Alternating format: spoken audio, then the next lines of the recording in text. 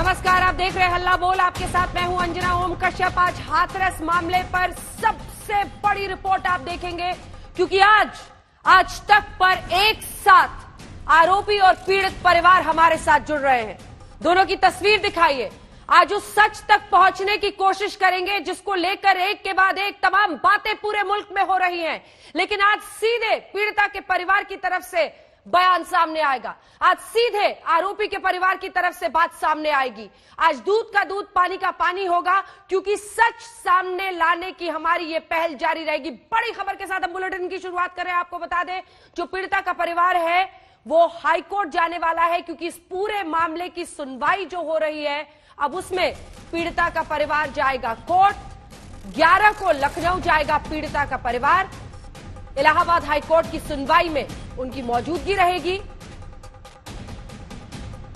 12 अक्टूबर को होनी है हाईकोर्ट की सुनवाई। कड़ी सुरक्षा में लखनऊ जाएंगे 5 सदस्य परिवार के और वो कोर्ट में पेश होंगे। हाईकोर्ट में अपनी बात रखेगा पीड़ित परिवार। आइए सीधे आपको लिए चलते हैं। इस वक्त हाथरस से हमारे साथ दोनों ही परिवार जुड़ रहे हैं। हमने ये कोशिश और पहल सिर्फ इसलिए की है कि दोनों पक्ष सामने आए, सच सामने आए कि आखिर उस दिन 14 सितंबर को क्या हुआ था। आप दोनों मेरे साथ लाइव जुड़ गए हैं।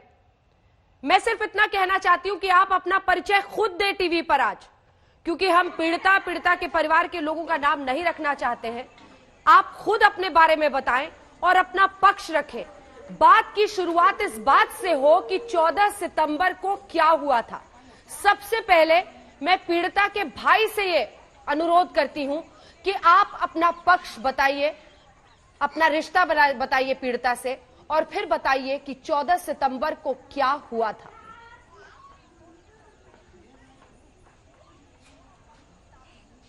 बोलिए।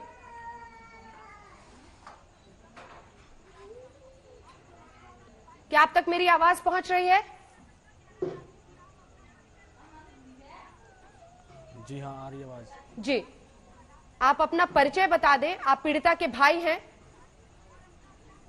जी हाँ, पीड़िता का बड़ा भाई हूँ मैं, सत्येंद्र। जी, आपसे अनुरोध है, पूरे दर्शक सुने, सब जानना चाहते हैं उस रोज क्या हुआ था। सत्येंद्र जी, 14 सितंबर को क्या हुआ था?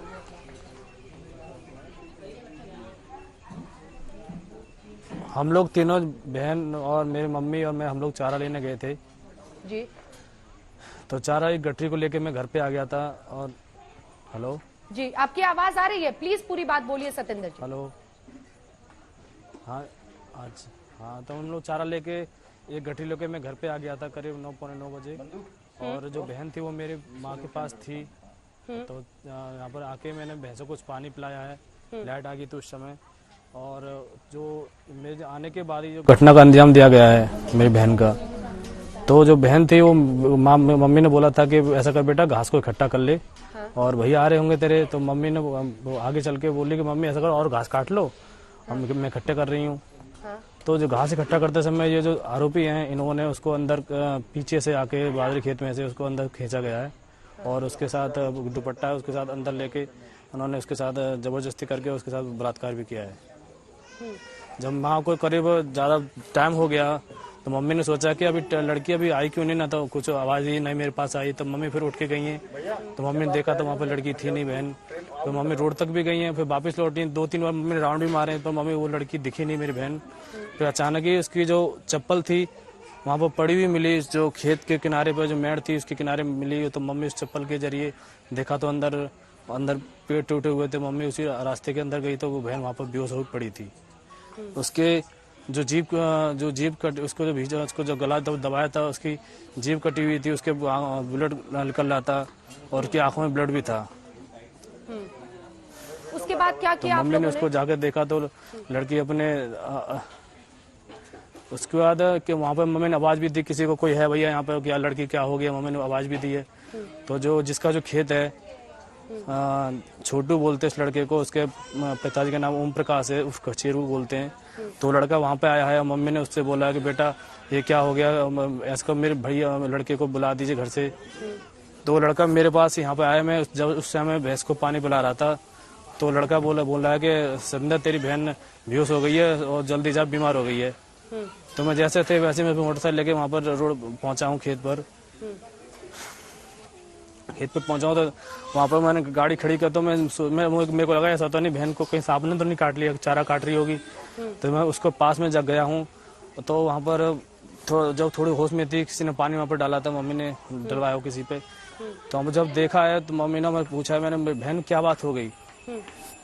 तो बहन ने थोड़ा उसके जीभ तो ब्लड भी निकल रहा था, तो उसने अपनी लड़कती आवाज में बोला कि भैया। मैंने हाँ बोल क्या बात है बेटा, कि गुड्डू का लड़का संदीप, और कहते कहते वो बेहोश हो गई। मैंने कहा और बता बेटा, जब तक बेहोश हो चुकी फिर सब लोग वहाँ पर इकट्ठे हुए थे, काफी लेडीजें थी वहाँ पर, इतने ध्यान नहीं कौन कौन थी वहाँ पर। सब लोग बोले इसको लेके जा नहीं तो मर जाएगी ये। फिर मैंने उठाने की कोशिश करी है तो वो बिल्कुल अपना सर बिल्कुल जैसे पैरालाइज की तरह होती है, और उसकी गर्दन वर्दन बिल्कुल ढीली विली पड़ी हुई थी बिल्कुल। तो उसको जैसे तैसे मैं उसको उठा के लेके गया हूँ अपने बाइक तक, रोड तक। तो वहाँ पर मैंने उसको बिठाया अपनी बाइक पे और मैं चला के, और मम्मी पीछे बैठ के हम लोग चंपा थाने गए।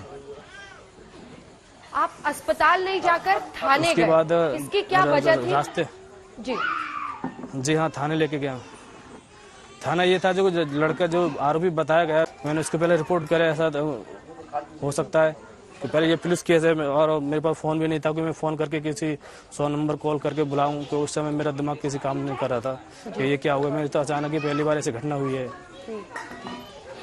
अच्छा ये तो बताइए, सीधे मैं वहीं पर लेके गया हूँ। तो वहाँ पर एक चबूतरा है चंपत। जी मैं उस पर आ रही हूँ वापस। आप वहाँ पर गए, आपको जानकारी मिली, लेकिन आपने इससे पहले ही बताया कि बच्ची ने बताया था। मैं आपसे भी निवेदन कर रही हूँ, प्लीज उनका नाम ना ले, ऐसे मामलों में नाम लेने से बचना चाहिए। आपके लिए बहन है जरूर है, लेकिन नाम मत लीजिए। तो बच्ची बोल के उनके बारे में हम बात करेंगे। बच्ची ने, आपने बताया कि बच्ची का रेप हुआ था, क्या उन्होंने ये बात अपनी माँ से या वहां खड़े लोगों से बोली थी? क्या इससे पहले वो बोल पाई थी? जी नहीं, बोल नहीं पाई थी। उसी टाइम जब पानी डाला किसी ने, क्योंकि उस टाइम बेहोश थी, तो किसी ने वहाँ पर पानी डलवाया मम्मी ने। तो उसको उसी टाइम होश आया था। जब मैं थोड़ा पहुंचा था थोड़ा होश में थी वो। जब भी मैंने उससे पूछा बहन क्या बात है, क्या बात हो गई, तो उसे इतना बता के बेहोश हो चुकी। फिर हम लोग थाने पहुंचे। थाने मैंने वहाँ पर एक चबूतरा था, वहाँ पे मैंने बहन को लेटाया, मम्मी भी साथ में थी। बाइक से लेके गए आप? बोला जो वहाँ पर अंदर एक सेकंड सत्येंद्र जी, एक सेकंड। जी हाँ, बाइक से लेके आप, आपकी माँ और आपकी बहन तीनों बाइक से गए थाने? जी। अच्छा, एक सवाल वापस इससे पहले कि मैं थाने की बात पर आई, मैं आ रही हूँ, एक सेकंड आ रही हूँ। उस दिन का भी बयान है आपकी बहन का, लेकिन मुझे ये बताइए कि आपकी बहन, आपने बताया कि वो गायब हो गई अचानक और कुछ लोगों ने खींच कर उसे ले गए। आपकी माँ लगभग कितनी दूरी पर थी उस वक्त? कितनी दूरी? क्योंकि जो पुलिस ने वीडियो कल जारी किया है उसमें वो ये दावा कर रहे हैं कि बहुत कम दूरी थी, 200-300 मीटर की दूरी थी, और ऐसे में आवाज पहुंच जाएगी अगर कोई मदद के लिए चीखेगा। वो लगभग कितनी दूरी पर थी उस जगह से? क्या इस बारे में कुछ आप बता पाएंगे? जी कम से कम होगी, दूर तो खैर थी। अब अगर जो बता सकते हैं काफी कम, मान लो 40-50 कदम की दूरी तो थी। 40-50 कदम की दूरी? और हाँ, क्योंकि आगे चल के टेढ़ा था, जो बाजरे की ओटक थी उसमें अंदर मम्मी मेड़ पर खाना वो रोटी वो घास काट रही थी। हाँ, उन्होंने बताया कि वो क्यों नहीं सुन पाई बेटी की मदद की गुहार? कुछ उन्होंने बताया है माँ ने? क्योंकि मैं बताता हूँ कि 2-4 दिन पहले उनका जो उनका जो कान था उनमें से उसकी जो सर चलती है पानी से चलता है उनका चलता था। अच्छा, उसमें उनकी रुई लगी हुई थी एक कान में। अच्छा, एक कान में रुई लगी हुई थी। इस समय उस दिन हम जल्दी गए थे। हाँ जी हाँ, उस समय इसलिए जल्दी गए थे, मम्मी ने, बहन ने बोला मम्मी तू जल्दी घास लेके आ जाएगी तो तू दवा लियो जाके। उस समय इसलिए जल्दी गए थे। उसमें पूरे हम भीगे हुए थे क्योंकि ओस होती है बहुत ज्यादा। ठीक है, मैं वापस यहाँ लौटूंगी और आप लोग थाने पहुंचे, वहां पे फिर क्या हुआ, चबूतरा पर आपने क्या किया, मैं सब आपसे पूछूंगी। हमारे साथ आरोपी पक्ष भी है और उनके भाई भी हमारे साथ जुड़ रहे हैं।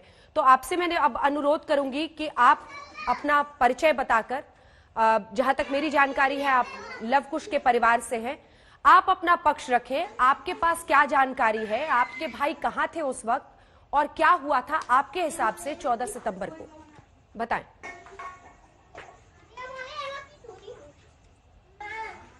क्या आप मुझे सुन रहे हैं? हाँ जी मैम, सुन रहा हूँ। जी, आप अपना परिचय बताकर अगर हमें बताएं अपना पक्ष कि क्या हुआ था उस दिन, कहाँ थे लवकुश और क्या आप लवकुश के भाई हैं? मैं रवि का भाई हूँ। जी, रवि के भाई हैं आप बताइए आपको क्या जानकारी है 14 सितंबर के बारे में?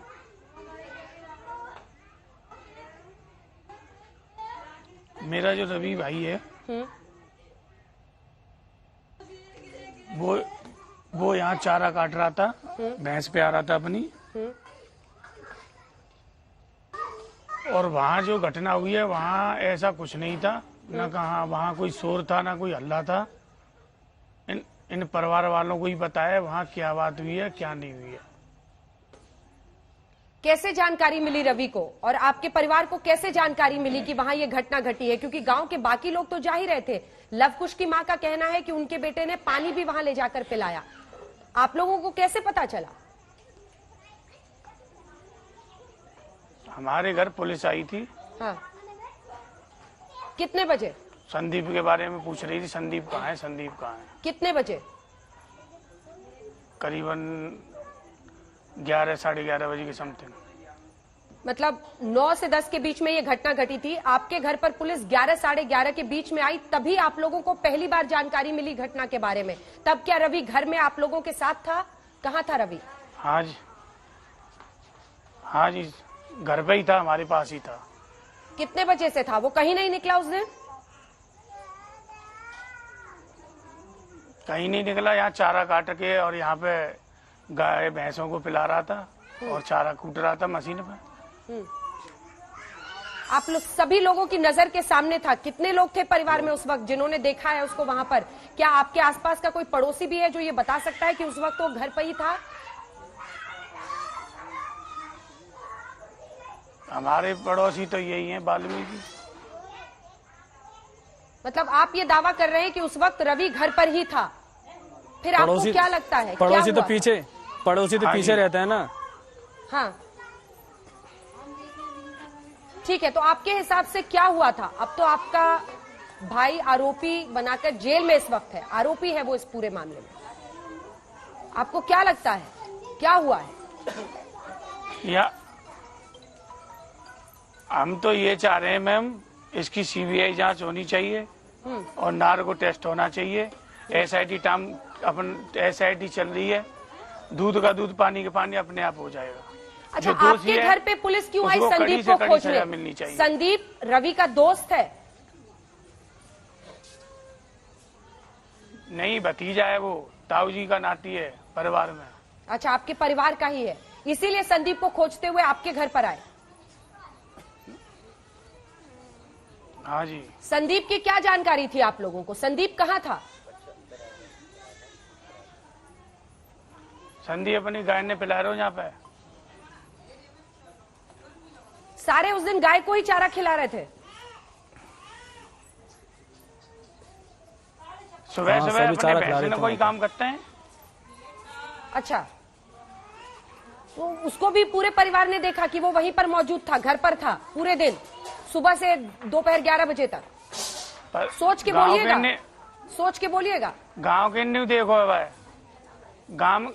गांव के न्यू देखो संदीप है। नहीं, आपकी भाषा मुझे समझ नहीं आ रही, एक बार हिंदी में इसको बताएं। गांव तो गांव सपोर्ट करेंगे ना। गांव में निकला हुआ था कहीं पर? कहाँ था संदीप ये बताइए, क्योंकि अगर किसी और ने उसको गांव में कहीं देखा होगा तो आपकी बात झूठी साबित होगी। इसलिए बताइए संदीप कहाँ था उस दिन सुबह में? गाय ने पशुओं ने पानी पिला रो आपके घर के अंदर?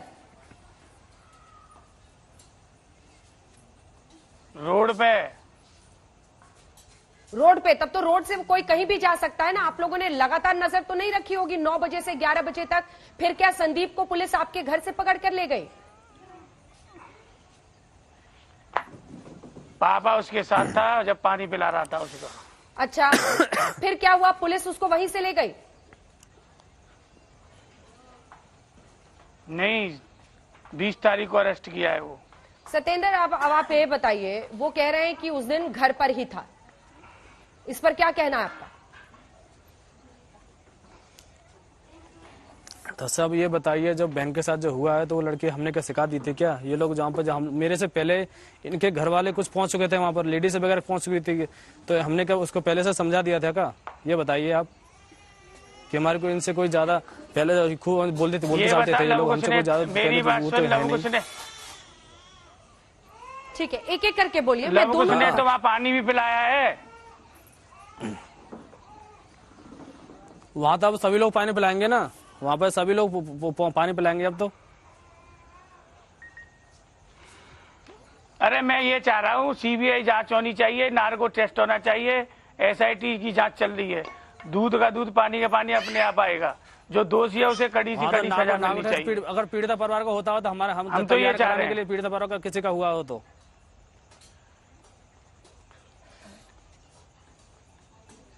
हम तो जो भी जांच है हम तो तैयार हैं। वो बहन तेरी नहीं थी, वो हमारी भी थी।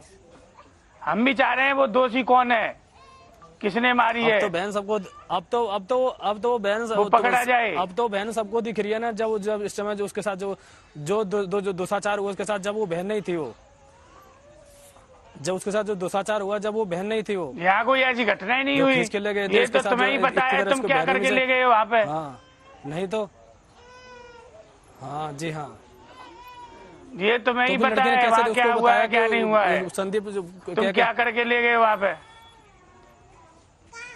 और ये कौन बता, ये भी सुना है कि लड़की चल के भी गई है, थाने तक चल के भी गई है। क्या हुआ था सतेन उस दिन, क्या हुआ था? फिर आप लोग थाने बाइक पर लेकर गए उसको, और आप बता रहे थे एक चबूतरा है। मैं एक सेकंड इस पर आऊंगी, लेकिन उससे पहले एक सेकंड मैं आ रही हूँ आपके पास सतेन। एक सेकंड मैं आपसे ये पूछना चाहती हूँ, चूंकि आप आरोपी पक्ष की तरफ से बैठे हैं, मुझे एक बात बताइए। लड़की के साथ घटना हुई, आप कह रहे हैं कि आपकी भी बहन है, उसकी जान चली गई है, उसके गले पर इस तरह की चोट थी कि बच्ची का सिर नहीं उठ पाया, उसके बाद वो चल नहीं पाई, वो अस्पताल से अस्पताल पहुंची और उसके बाद से उसकी मौत हो गई। इतनी बड़ी घटना घटी है, मौत हो गई। इस पर क्या कहना है आपका? आप जो पीड़िता का परिवार है उसी पर दोष डाल रहे हैं। हमारा ये कहना है। हाँ नहीं, मैं दोष नहीं डाल रहा, मैं ये कह रहा हूँ ऐसा ही जांच चल रही है, नार्को टेस्ट होना चाहिए और एसआईटी जांच चली रही है। दूध का दूध, पानी का पानी हो जाएगा। जो दोषी है उसे कड़ी से कड़ी सजा मिलनी चाहिए। नार्को टेस्ट उनका होना चाहिए। डीएम ने एसडीएम ने जो उसको रात में जलाया है उनको पहले होना चाहिए ना। जो डीएम और एसडीएम जो मिले हुए हैं, जो सभी ने रात में अपने मौजूदगी में जो दाह संस्कार किया है, ये उसका पहले होना चाहिए, क्योंकि लड़की ने पूरे बयान दिए हैं कि मेरे साथ ऐसा गलत हुआ है।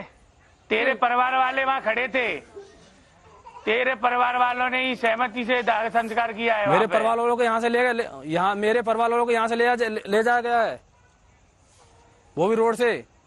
हमारे घर का कोई था नहीं, गए हुए हैं साथ, उनकी सहमति से दाह संस्कार किया है। हाँ गए हुए हैं। हाँ, तो हम लोग क्यों नहीं गए फिर? तेरे परिवार वाले गए हुए हैं, उनकी सहमति से सारा काम हुआ है। वो भी जब ले जा गया है, जब उसकी जो आधी जो चिता जल चुकी है, उसके बाद उसको कंडे डलवाने के लिए, वहां फोटो खिंचाने के लिए उसको उनको यहाँ से ले जाया गया है। मुझे ये बताइए, आप आरोपी पक्ष को सामने रख रहे हैं, अगर आप अपना नाम बता देंगे तो मुझे थोड़ा आराम होगा आपका नाम बोलने में। प्लीज अपना नाम बता दीजिए। रवि के भाई हैं आप, अपना नाम बता दें प्लीज। सुंदरपाल नाम है मेरा। जी सुंदरपाल जी, सुनिए, आपने अभी कहा कि पीड़िता के परिवार को सब कुछ पता है, सबको पता है कि क्या हुआ था। क्या हुआ था आप बताइए, क्या हुआ था? आपको भी पता होगा, जिसकी वजह से आज आप सामने आ रहे हैं सच बताने के लिए। क्या हुआ था, क्या हुआ था उस दिन?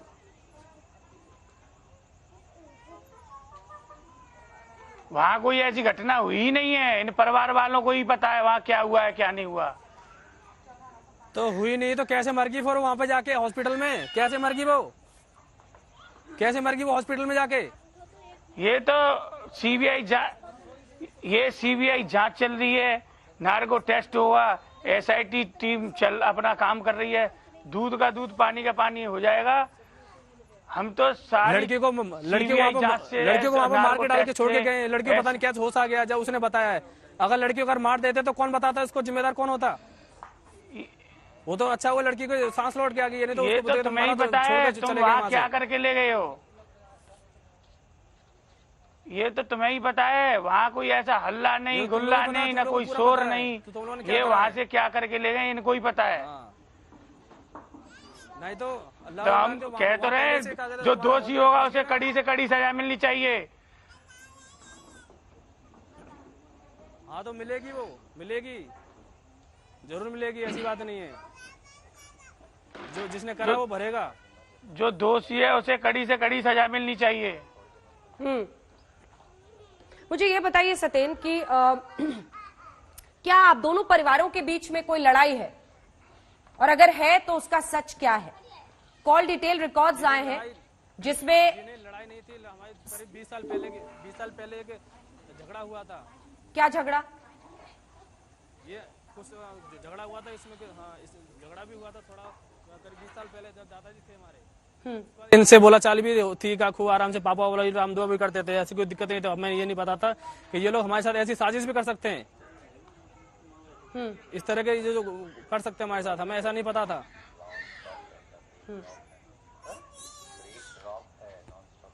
फोन पर बातचीत के रिकॉर्ड्स हैं जो मुख्य आरोपी संदीप है और पीड़िता के भाई संदीप की, ये लगभग 5-6 घंटे की बातचीत, इसको आप किस तरह से एक्सप्लेन करेंगे?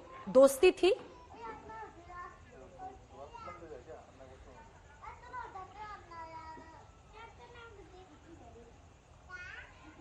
जी आवाज आ रही है आपको? हेलो जी सतेन जी, आपको आवाज आ रही है?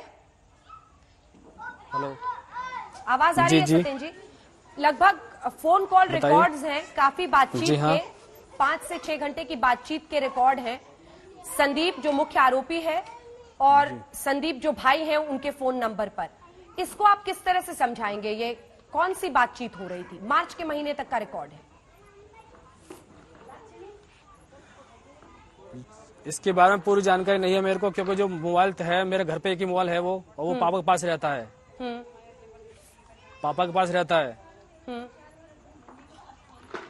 फिर और आपके हमें घर ये से नहीं पता है कौन कि वो बात कर फोन रहा करता था? है या नहीं है, ये भी हमें नहीं पता। आपके घर से कौन बात करता था मुख्य आरोपी संदीप? तो उसकी कॉल रिकॉर्ड तो होंगी, कॉल, हाँ तो कोई रिकॉर्ड तो होगा उसका, कोई वीडियो मतलब ऑडियो भी तो हो गई उसकी, कौन बात करता है। जो नंबर तो मेरा है वो तो है ही। आपका नंबर है। यूपी पुलिस ने रिकॉर्ड्स जारी किए हैं, कॉल डिटेल रिकॉर्ड, सीडीआर जिसे कहा जाता है, उसके बिना पर यह बताया जा रहा है कि 5 घंटे मार्च के महीने तक बातचीत हुई है। आपके घर से किसकी बात होती थी मुख्य आरोपी संदीप से? जी ये तो हम लोगों को पता नहीं किससे बात होती थी, ये तो सब फेक लग रहा है मेरे को। तो आपको ये फेक लग रहा है? किसी की आपके घर से बात नहीं होती थी? क्योंकि कॉल डिटेल रिकॉर्ड्स जो है ना, जी नहीं, वो सतेन जी बहुत ही कंक्लूसिव होते हैं, फोरेंसिक एविडेंस के तौर पे उसे देखा जाता है। जी बताएं प्लीज। अच्छा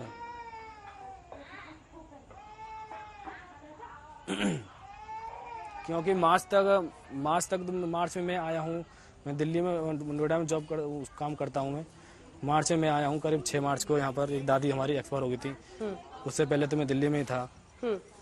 तो आपने अपना फोन नंबर किसी को दिया था क्या यूज करने के लिए? घर पे एक क्योंकि आप ही का कॉल था, आप ही का वो नंबर है जिसकी सीडीआर सामने आई है, आपने अपना नंबर किसी को दिया था क्या फैमिली में?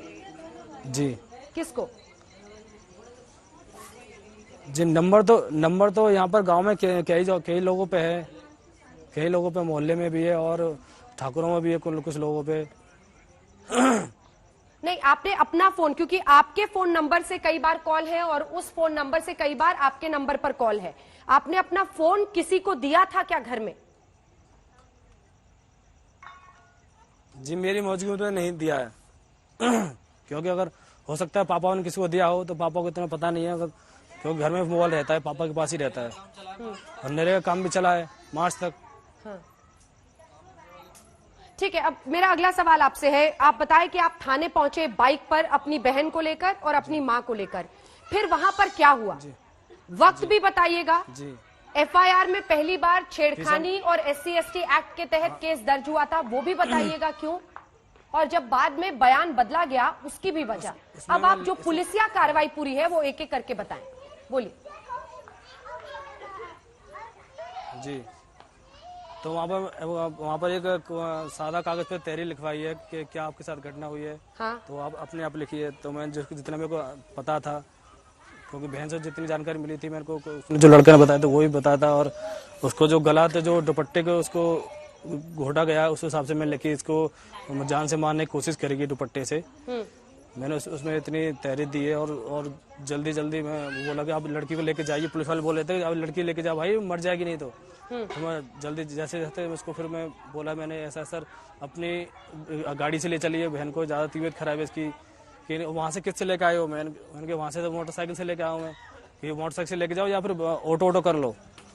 फिर मैंने बाहर से ऑटो कराए, ऑटो में बहन को लेटा के, उसमें मेरी बहन थी एक, मेरे से छोटी हो, मनीषा से बड़ी है, और मम्मी, और उसमें 2 कांस्टेबल थे भी थे, लेडीज कांस्टेबल है, पुलिस कांस्टेबल। प्लीज नाम न ले, बच्ची बोलिए। जी जी जी जी जी बोलिए। तो हम लोग अपनी बहन को लेके जिला अस्पताल बागला में पहुंचे हैं। वहाँ पर मैं पीछे बाइक से गया था, मेरे पापा भी पीछे बाइक पे बैठे हुए थे। तो हम लोग वहाँ पर इमरजेंसी में लेके गए हैं। इमरजेंसी में लेके उन्होंने उसको अंदर लिटाया, कुछ ट्रीटमेंट भी दिया उन्होंने, 2 बोतल भी चढ़ाई हैं।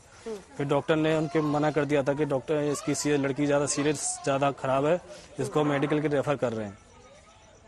मैं कि ठीक है सर। तो जो पुलिस वाले थे वहाँ पे, मैंने बोला सर आपको तो जाना पड़ेगा, ये पुलिस केस है। कि बोला कि हमको तो यहीं पर तक बोला गया है, यहीं इस हॉस्पिटल तक। मैंने सर अब वहाँ पर कौन जाएगा, कि चलो ठीक है मैं बात करता हूँ। वो बात करते करते वो बाहर निकल गए वहाँ से, वो दोनों जो कांस्टेबल थे वहाँ से बाहर निकल गए, हमें दिखे भी नहीं। फिर किसी भैया ने वहाँ पर 108 नंबर कॉल डायल करा कि वो कैसे जाएगी। तो 108 नंबर जो पुलिस करे वो भी 1-1.5 घंटे बाद वो आई है एम्बुलेंस, उसमें हम ले गए अपनी बहन को मेडिकल। आरोपी परिवार का जो मेन पापा थे जी, आरोपी परिवार की जो मुख्य दलील है सत्येन जी, वो ये है कि पहली जो तहरीर आपने लिखवाई उसमें आपने गैंगरेप का जिक्र क्यों नहीं किया? क्योंकि उसी दिन थाने के बाहर आकर आपकी माँ क्योंकि और आपकी बहन दोनों ने ऑडियो वीडियो बाइट भी दी थी किसी रिपोर्टर को, जो बाइट भी हम लोगों ने कई बार दिखाई है। तो ये सब कुछ हो रहा था, लेकिन आपने अंदर ये रिपोर्ट क्यों नहीं लिखाई? इसको लेकर जो आरोपी पक्ष है वो अपनी बात बार बार कह रहा है। इस पर आपका क्या जवाब होगा? क्योंकि मामले की गंभीरता को देखकर जब आप लोगों को सब कुछ पता था, ये क्यों नहीं लिखाया आपने? पहली तहरीर में पूरा सच क्यों नहीं बताया?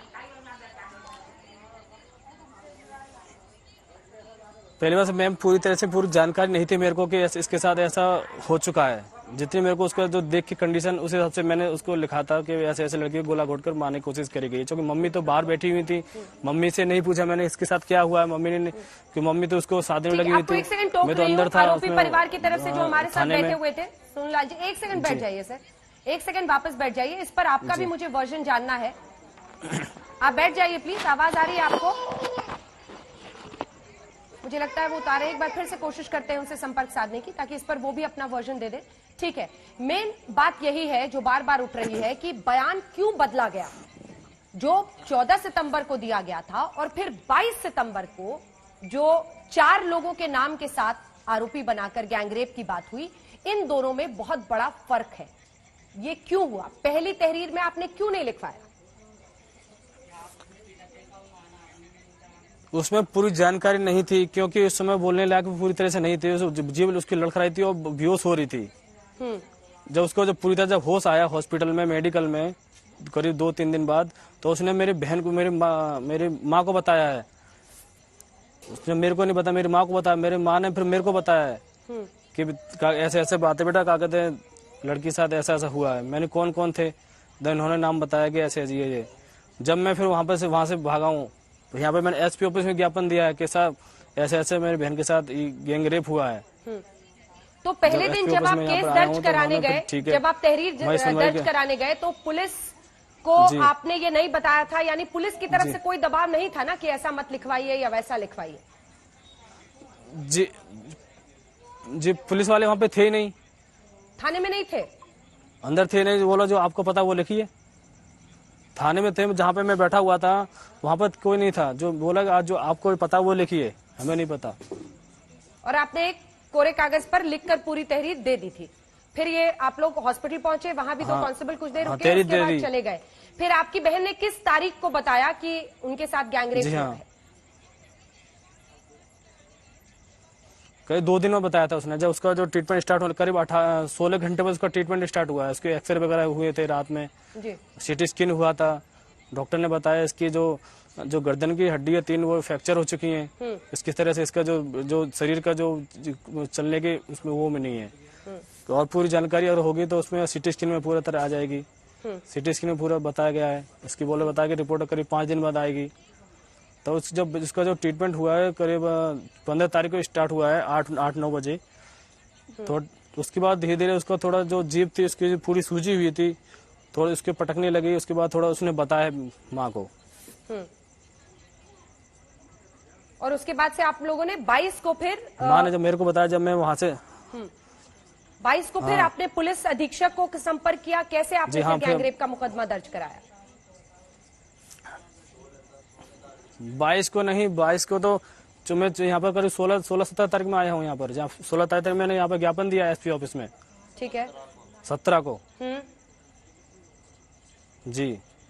तो पीड़िता का कोई बयान बोला दर्ज ठीक हुआ है। था? और फिर बता रहे थे कि हमने कोई बयान दर्ज करने गया था?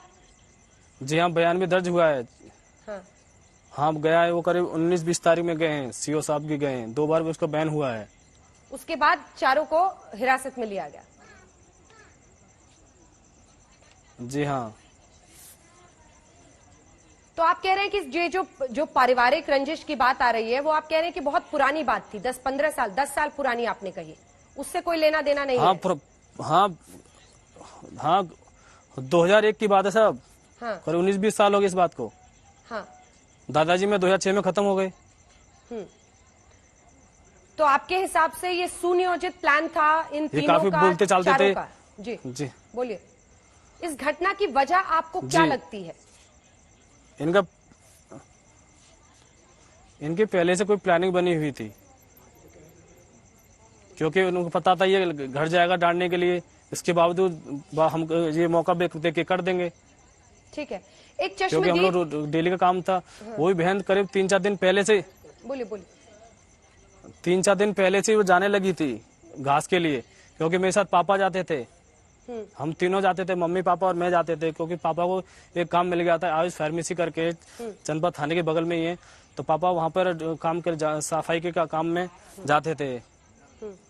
पापा को वहाँ से 8 बजे पहुँचना था, पहुँचते थे 8 बजे से। इस वजह से, नहीं तो बहन ने हमारे घर से बाहर नहीं निकलती थी। एक चश्मदीद है जिनकी बात हमने रिकॉर्ड की है, मैं आपसे निवेदन कर रही हूँ कि आप एक बार उसको सुनिए और फिर इस पर अपनी बात कहिएगा कि कितना दम है उनकी बात में। सुनाइएगा जरा। अभी बताओ, आप तो मौके पे गए थे ना? हाँ, आपने क्या देखा? वो लड़की पड़ी है, मैंने लड़की को वहाँ पड़े हुए देखा। तो लड़की को हाँ मोटा कहते हैं, गामना थे तो मोटा कहते हैं। जो नाली है ना आपने देखी, वो नाली में पड़ी है। और वो छोटू से कही है भाई माँ ने कि तू हमारे घर खबर कर दिया। छोटू कौन? वो जो खेत वाला लड़का है। अच्छा। तो छोटू घर साइकिल लेके माँ ने छोटू से कहा कि मेरे घर खबर करो, आपके सामने बोला? हाँ। तो वो उठाया नहीं, उसको मदद नहीं की? उसको पानी लाया हुआ वो लोड़ा, और लाए रे पानी उठाए रे, माँ बैठी है। कौन? वो लवकुश नाम का लड़का है, वो पानी लाया हुआ भर के मेरे सामने। तो जेल में है? जेल में वो पानी लेके आया पन्नी में। वही माने की बेटा ये तड़प रही है, पानी लेके। तो माँ ने बोला बाकी लवकुश वो बराबर पे चारों काट रही है। लवकुश की माँ? लवकुश की माँ और लवकुश वो खिंच के गया, पानी लाया तो बाकी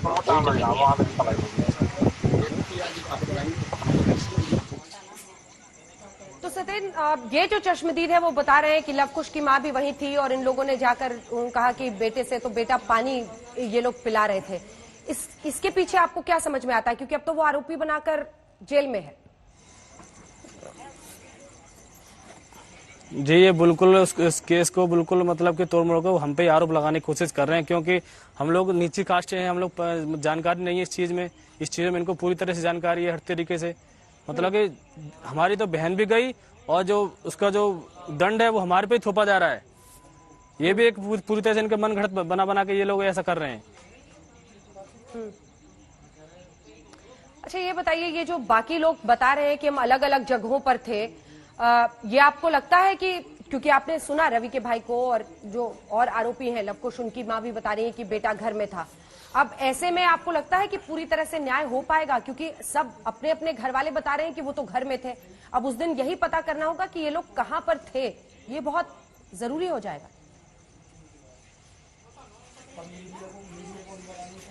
अब तो सब लोग मैम बता रहे हैं, अब सब घर में थे, घर में। तो बाहर फिर कौन था? अब उस लड़की ने किसको देखा था? फिर उसने कैसे नाम बता दिया इन लड़कों को? अच्छा, सुबुही खान भी हमारे साथ जुड़ रही हैं। सुबुही, आप भी उस गांव में जब घर में थे तो बाहर। जी जी, बोलिए बोलिए, आप अपनी पूरी बात बोलिए।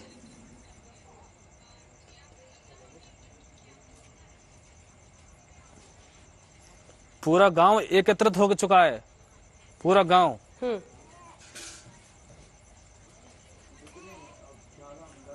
मतलब कि पूरे गांव की जो बात है वो सही है, और जो हम बोल रहे हैं वो गलत। जो पीड़िता जो परिवार से जो बोल रहे हैं वो बिल्कुल गलत है, झूठी है, सब कुछ यही माना जा रहा है। सुबुही खान हमारे साथ जुड़ रही है। सुबुही, आप भी अगर मैं सही हूं तो उस गांव में गई थी? आप गई थी उस गांव में? जी अंजना। तो आप सुन रही होंगी सतेन को, वो पूरा पक्ष रख रहे हैं। उनका ये कहना है कि उनकी बहन के साथ ये सब कुछ हुआ। उन्होंने बताया कि माँ उस वक्त थोड़ी दूर पर थी, उनको कान में कुछ बीमारी थी जिसकी वजह से रुई लगी हुई थी, उन्होंने आवाज नहीं सुनी होगी। फिर ये लोग खोजते हुए गए, फिर इस हालत में पाए, और उसके बाद वो लोग थाने गए। ये उनका पक्ष है। जो आरोपी पक्ष है वो ये कहता है कि उनके रवि के भाई थे, वो कह रहे हैं वो घर पर था, संदीप भी पशु को पानी पिला रहा था।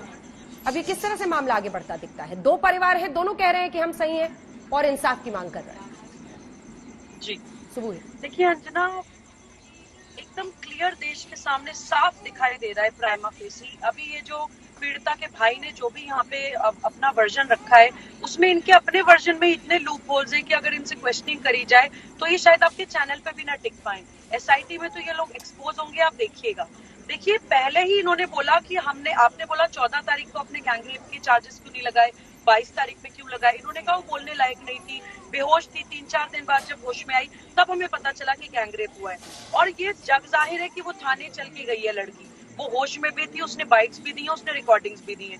दूसरी बात ये कह रहे हैं संदीप बहुत लंबे टाइम से परेशान करता था। जब आपने इनसे पूछा कि कॉल रिकॉर्डिंग कैसे है संदीप के फोन से और आपके फोन में, वो 104 बार फोन किसने की, और सिर्फ संदीप ने इनको नहीं करे, इनके फोन से भी संदीप को गए हैं। If I am not wrong 60-40 का कुछ रेशियो है, आई कैन बी रॉन्ग ये नंबर्स, लेकिन पूरा बराबरी में फोन आना और जाना दोनों हुआ है। वो फोन किसने करे वो ये एक्सप्लेन नहीं कर पा रहे हैं। पीड़ित पक्ष जो होता है वो कहता है कि हमारी आप नार्को टेस्ट कराइए, आप हमारी जांच कराइए, हम सीबीआई जांच के लिए तैयार हैं। ऐसा पहली बार भारत के इतिहास में हम देख रहे हैं कि पीड़ित पक्ष ये कह रहे हैं कि नहीं हमारी जांच मत कराइए। ठीक है, जो आपने कुछ वीडियो वायरल हुई है ना, जिसमें ये बोला गया आप इन तीनों पॉइंट्स का जवाब देना चाहेंगे? भाई का नाम भी संदीप है। ठीक है सुबुह, एक सेकंड। अच्छा, हमारे साथ सुप्रिया श्रीनाथे भी जुड़ गए हैं, विक्रम सिंह साहब भी जुड़ गए हैं। सतेन जी, आप इसका जवाब देना चाहेंगे जो उन्होंने सवाल पूछे हैं?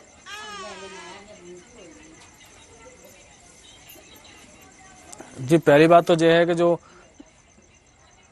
हमारे साथ जो अधिकारी उनका भी कराया जाए, क्योंकि उन्होंने हमारी जो बहन का जो डेड बॉडी थी ऐसे क्यों जलाई थी, उसमें क्या छिपा हुआ था, ऐसी चीज जो उन्होंने इस तरह से आधी रात में जला दिया गया। और वहां से जो डेड बॉडी थी बहन की, वहां से ऐसे दो चोरी छुपके क्यों लेके आए थे यहाँ पर? मेरे भैया को, मेरे पापा को कोई पता नहीं चला कि कब डेड बॉडी यहाँ पर कब आ गई। उनके रात को 9 बजे पता पड़ी है। एक सवाल का जवाब दे दीजिए, आपने अपनी बहन खोई है ना, आप कह रहे हैं कि बलात्कार हमें 22 तारीख तक पता ही नहीं चला था कि हुआ है, क्योंकि वो बोलने लायक नहीं थी, वो बेहोश थी। तो जब वो थाने गई है, उसकी वीडियो सर्कुलेट हुई है, वो पूरा जबान से बोली है। आपको 14 तारीख से 22 तारीख तक 8 दिन लग गए ये पता करने में कि गैंगरेप हुआ है आपकी बहन के साथ। वो थोड़ा हम लोग संवेदनशील होकर बात करें प्लीज सुबुह जी। ठीक है सतेन जी। अंजना मैं गांव में देखकर आई हूँ, मैं इन लोगों के साथ संवेदनशील नहीं हो सकती। I am sorry, I am being very honest. वहाँ पे इन लोगों ने जातिवाद का एक ऐसा नैरेटिव क्रिएट कर दिया है। सतेन जी जवाब दे रहे हैं, एक सेकंड प्लीज। सतेन जी, ऐसी बात है कि जो बहन को जो बेहोशी हालत थी, जब मैं उसमें डाला था वहाँ बेहोशी हालत थी, फिर वहाँ पर पानी था, नल था, वहाँ पे थोड़ा पानी डाला गया होगा वहाँ पे, क्योंकि मैं तो अंदर था, तो उसको थोड़ा होश आया होगा उस टाइम में, कोई उसको होश आते जाता रहा, ऐसा ही तो हुआ है। पूरी तरह से उसमें होश में नहीं थी। ठीक है, सुप्रिया जी आपका एक कमेंट जल्दी से। आई एम सॉरी, क्योंकि हमारे साथ दोनों ही पक्ष के लोग थे, इसलिए मैं आप लोगों को मैं सिर्फ ये बहुत देर कहना चाहती इंतजार हूँ- कराया है। बहुत सॉरी उसके लिए। सुप्रिया जी बोलिए प्लीज। नहीं, कोई बात नहीं, होता है ऐसा लाइव शो में, मैं समझ सकती हूँ। मुझे सिर्फ ये कहना है कि अंजना जी, हम एक रेप केस की बात कर रहे हैं, गैंग रेप केस की बात कर रहे हैं, और हम कोर्ट और जूरी नहीं है अभी। सबसे पहली बात, जिस वक्ता ने मुझसे पहले बोला, आप एक पीड़ित परिवार से बात करिए, आप एक ऐसे परिवार से बात करिए जिसकी लड़की की मौत हुई है। अब ये काम पुलिस का और इन्वेस्टिगेशन एजेंसीज का करना है कि क्या होगा, लेकिन सच तो ये कि थोड़ी संवेदनशीलता हमको दिखानी पड़ेगी, क्योंकि तमाम क्रिमिनल नेग्लिजेंस तो हुई है, उसको हम कैसे नकार सकते हैं। और मुझे लगता है कि अनौचित्य है कि हम और आप सब लोग बैठकर हमने एक कोर्ट रूम सेटअप कर लिया और वहां पर लोग जो आपके गेस्ट आ रहे हैं वो सोच रहे हैं कि वो अपना कोर्ट रूम वर्डिक्ट नहीं है प्रोनाउंस सुप्रिया करेंगे। जी, और हमने मेरा बहुत सिर्फ ही ये मानना है कि उसकी संवेदनशीलता से जब निष्पक्ष और पीड़िता के त्वरित भाई जांच होनी ने चाहिए। खुद इस बात की सहमति दी कि वो अपना पक्ष आपकी सामने guest की रखना मैं बात चाहते कर रही हैं, हूँ। तो हम लोग बिल्कुल ठीक है। हमने सिर्फ ये कोशिश की है कि सच सामने आए ना विक्रम जी, क्योंकि इतनी तरह की बातें, अफवाहें, इधर उधर से बातें आ रही है, इसीलिए हमने दोनों पक्ष को बुलाया था कि दोनों पक्ष अपनी बात रख पाए। विक्रम जी बस 2 लाइन में सर जल्दी से। अंजना जी, आपने बिल्कुल एक सही व्यवस्था स्थापित की है। आरोप प्रत्यारोप में नहीं, ये विवेचना बताएगी कि सही क्या है, गलत क्या है। हमारे कह देने से या किसी की तरफ उंगली उठाना ये हमारा कर्तव्य नहीं है। पीड़िता पक्ष फिलहाल पीड़ित है, जब तक कि ये अप्रमाणित न हो कोई और चीज। फिलहाल एक पक्ष दूसरे पक्ष पे आरोप प्रत्यारोप कर रहा है, लेकिन सच्चाई क्या है ये क्षितिज में साफ दिखाई पड़ रहा है, लेकिन उसके बारे में चर्चा करना औचित्यपूर्ण नहीं है। अभी केवल तथ्यों को आपने पेश किया है, उसके लिए आपको और आपके चैनल को बधाई।